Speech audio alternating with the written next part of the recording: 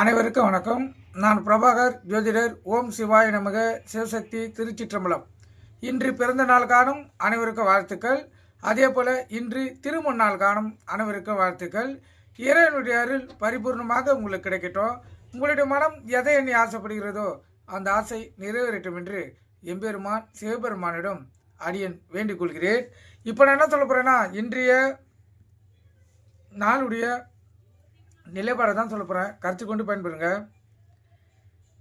விஸ்வாசி கார்த்திகை 18 இன்று வியாழக்கிழமை, ஆங்கில வருடம் டிசம்பர் 4, 2025. இன்று கீழ் நோக்கினால். அதே போல் இன்று பௌர்ணமி. அதே போல் இன்று பௌர்ணமி கிரிவலம் கருத்தில் கொள்ளுங்க. கிரிவலம் செல்றவங்க இன்று காலை 8 மணிலேருந்து கிரிவலம் செல்லலாம். அதாவது மறுநாள் அதிகாலை 4 மணி மட்டும் கிரிவலம் செல்றவங்க செல்லக்கூடிய அமைப்பு இருக்குது.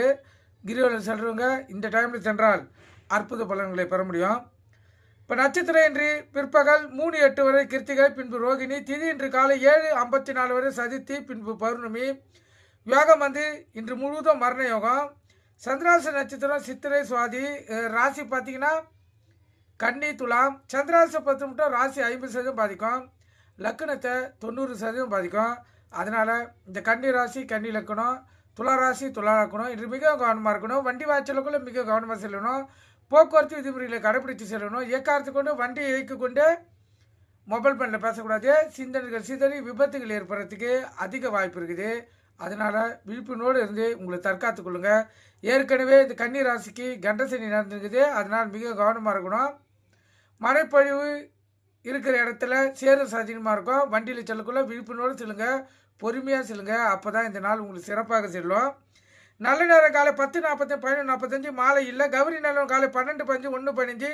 மாலை 6:30 7:30. இந்த கௌரி நல்ல நேரத்தில் புது முகூர்த்தம், சாதி முகூர்த்தம் அமைப்பது, குழந்தை பாக்கி இல்லாத பயன்படுத்து. எந்த ஒரு நல்ல காரியத்துக்கும் இந்த கௌரி நல்ல நேரத்தை பயன்படுத்தினா வாழ்க்கையில் ஜெயிக்க முடியும்.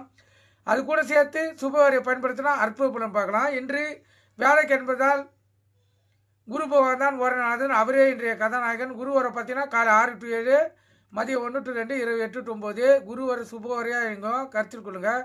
குரு ஓரைக்கு முடிஞ்சதோ அடுத்து 2 வரை அசுப வரை இறங்கும். செவ்வாய் சூரியன். அதுக்கு அடுத்து 3 வரை சுப வரை இயங்கும். கருத்து கொண்டு நீங்கள் பயன்பெறுங்க. ராவு காலம் காலை 1:30 to 3. யமகண்டம் காலை 6 to 7:30. குளிகை காலை 9 to 10:30. சூலம் தெற்கு. கோயிலுக்கு சென்றால் தெற்கு சைடு பார்த்து தான் இந்த கற்பூரம் விளக்கு ஏற்றணும். அப்போ தான் உங்களுடைய எண்ணங்கள் நிறைவேறும்.